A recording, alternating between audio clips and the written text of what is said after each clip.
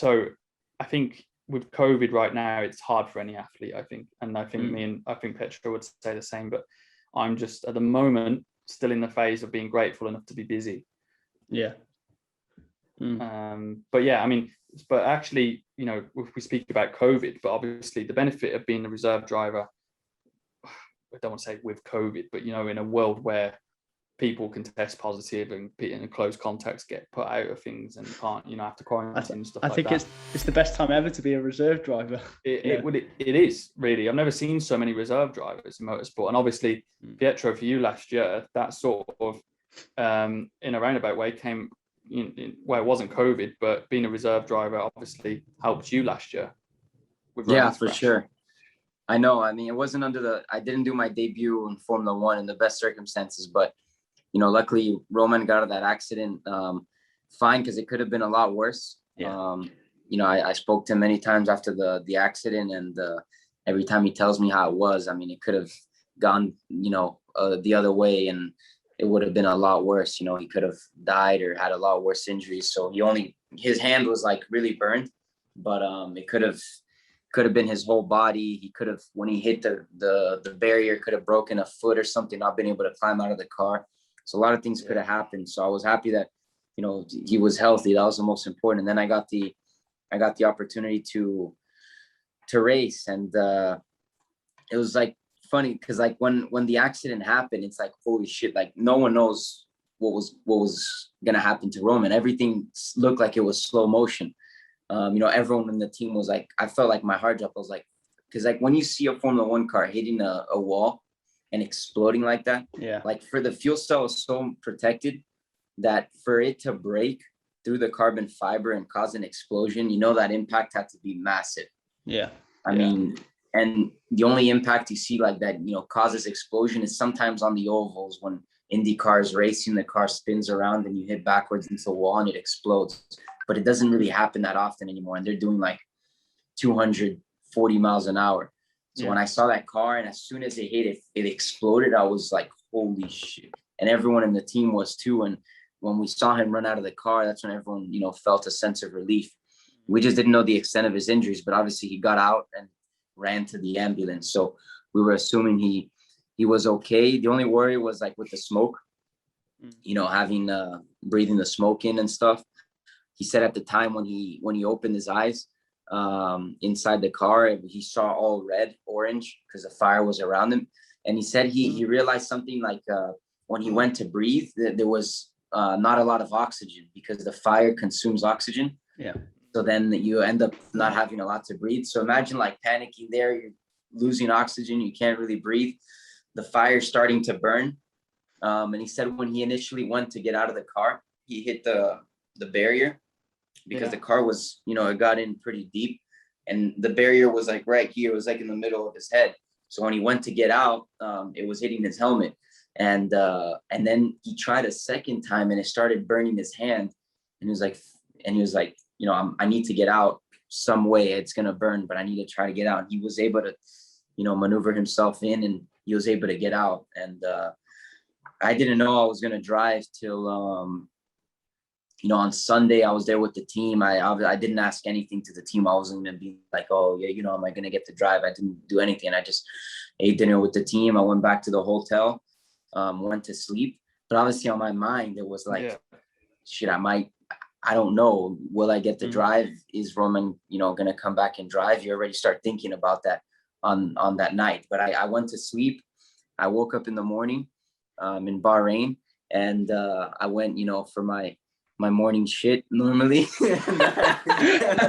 No, but seriously, routine. I was sitting down in the toilet, and I usually sit down in the toilet, and sometimes I just sit down and I stay there like looking at like motorsport news and stuff, and I get a message from Gunther, and like I see like bing, and it says Gunther, and then I open the message and he's like, Pietro, I need you at the track in about 30 minutes. And I said, all right, no problem.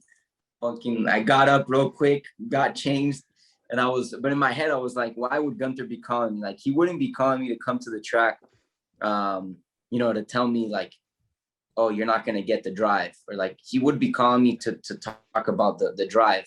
And like I don't think he would call me to tell me, you're not going to get it. So going to the track, I was like kind of starting to get excited, but I was like, all right, just stay calm, you know, like, let's see what happens. So I arrive at the track, I park the car, I walk to the paddock, and he's sitting down in the table in the hospitality where we eat lunch. Him and this guy called Stuart was the team's communication guy, and like the team PR. And he's sitting down there and he has like papers in the desk and stuff. I was like, what the? I was like, I don't know what's going on. Am I getting fired or something? Like, did I do something? You never know, right? And I sit down, and you know how Gunther is. He's exactly, you know, obviously Netflix kind of dramatized a little bit, but he's really that person. And he's a really good guy. He's always been very honest and straightforward with me. And he sits down and he looks at me kind of, you know, he goes, "Are you ready?" And I was like, yeah, I mean, I'm ready. But I wasn't sure what he was talking about. And he's like, "No, you got to say you're born ready." And I said, "Yeah, for sure, I'm born ready." And he said, "Good, because you're fucking driving this weekend." And then he brings out the papers, and the contract is there. And he's like, "I just needed to sign this, but you're driving this weekend." And that's how he told me, you know, that was Monday morning. And I signed, and he basically said, "What number do you want to use?" And I stayed with the number 51, which is the number, the test car number. You know, the number that they had for the test cars. When I did all my testing, it was that number. And I said, you know, I'm being promoted to race. I'm going to keep the number as well. And the good thing that it was that I had the whole week to kind of prepare for the race weekend, you know. I had the whole Monday, Tuesday, Wednesday, Thursday, you know, to get, you know, my head in sync with the team and kind of with what I was going to have to do. And the tough thing is it had been 9 months since I hadn't driven anything, and the year since I hadn't driven the F1 car. So imagine, that is a job, dude. Yeah. So like, obviously in your head, obviously I was confident, like I know I can do the job without a doubt, but I've never been this long without driving a race car. The most I've ever been without driving a race car was like maximum like 3.5 months, you know, over the winter. And then when that happens, you have testing and stuff, preseason testing to get in sync and in the rhythm.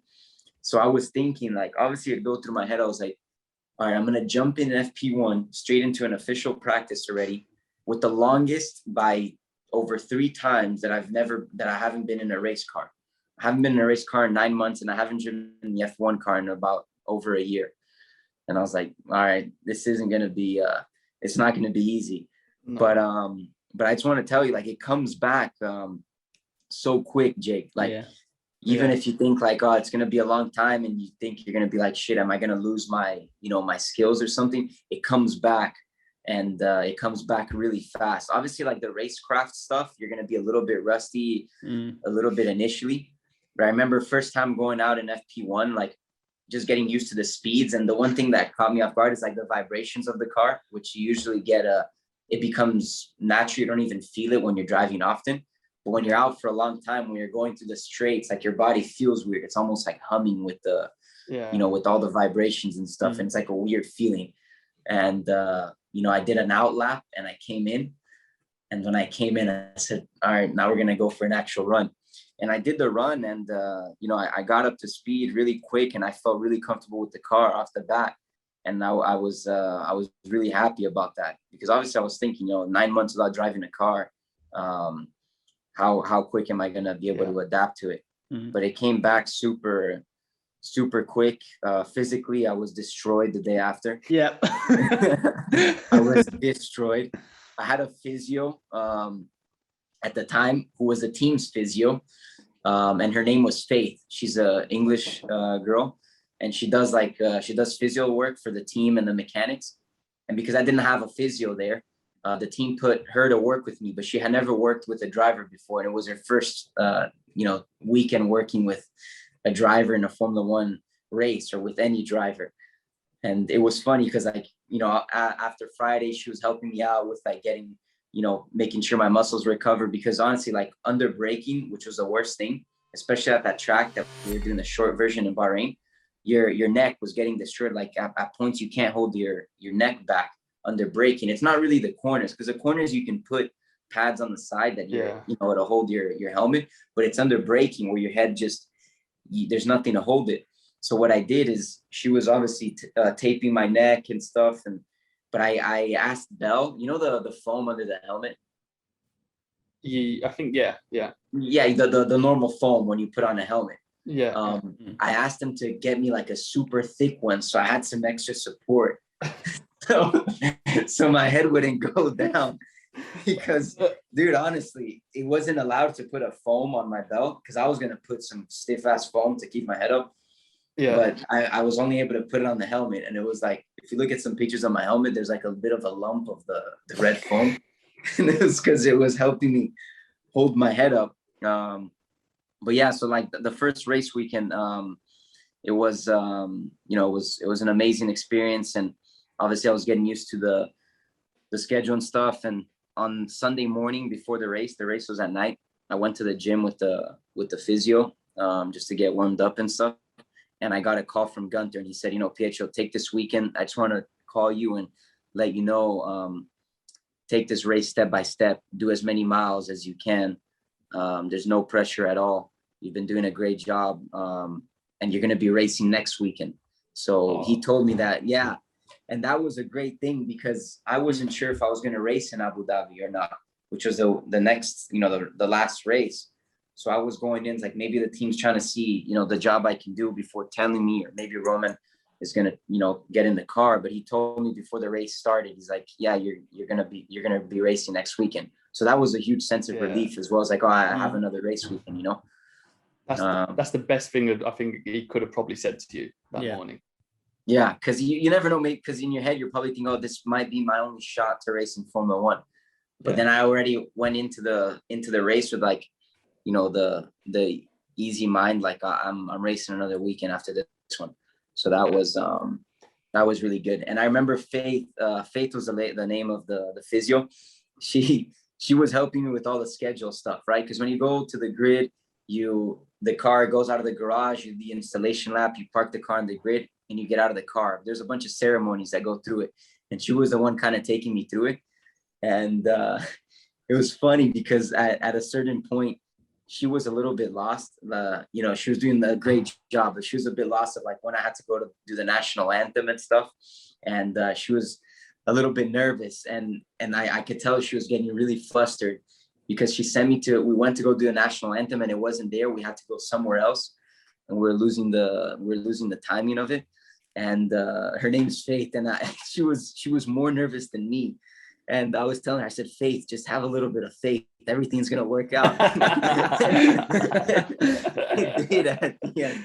It was brilliant. It was so funny because it was a cool experience for both of us. Because then going to Abu Dhabi, obviously I had more experience, and she had more experience as well. So it was really cool, and I was really happy with the performance. Like, in Bahrain, the team asked me to give a tow to Kevin in qualifying because they had to replace a battery in my car. So I was going to have a grid penalty anyways. So I was going to start last. So they asked me to give a tow there to try to get him in a Q2.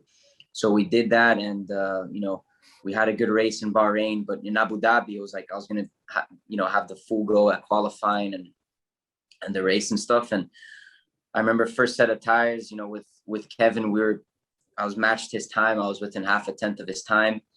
On the second set, again, within half a tenth, you basically ran similar time. On the third set of tires, he improved like by 2.5 tenths, and I couldn't do my lap because Latifi spun in front of me, caused a yellow flag, and I couldn't push in sector one. But then in the race, had a good start, felt good in the car. The performance was good. I was able to pass Kevin. I was able to catch some of the Williams cars, and we had to do extra pit stops because it was similar to what happened with George this weekend with there's like a compressor system where you have to fill it up. It's called the ALS. And that compressor was leaking air for me. So I had to do extra stops to kind of refill it and stuff, which ruined our race result. But it was an amazing experience. And the last thing, the coolest thing for me was like in Abu Dhabi, I was a lot calmer. Faith, was good with their schedule and stuff. So we were able to arrive on things with time. And when I parked the car in the starting grid, I got out and I walked up to do the national anthem. You walk up and there's like a little board with your name, and it's like there's a Brazilian flag and then my name, Fittipaldi, and number 51. That's where you're supposed to stand. So I go there, I'm standing there, and there's like the prince of whatever, the UAE there, and they start singing the national anthem. Like I start standing, And like I looked to my left and it's like Kimi Räikkönen, and then across him is like Lewis Hamilton, and then to my right is Vettel. And like I was thinking in my head, like, fuck, you know, like I used to watch these guys race, and I'm here racing. And that for me was like an amazing feeling. And then walking back to the grid, like, you know, passing the Mercedes, the Ferrari, and like it was just an amazing feeling to be there racing, because you know how hard it is to make it to Formula One. It's so difficult nowadays. There's only 20 seats, and it's to get the chance is you know, it's very hard. And I was super happy about that. So that's how it went. I was just enjoying listening to you there for like 10 minutes. That was that was brilliant. I mean, like that's the whole story. That's how it was. That's how I felt and how everything went. You know, it was a great experience for me.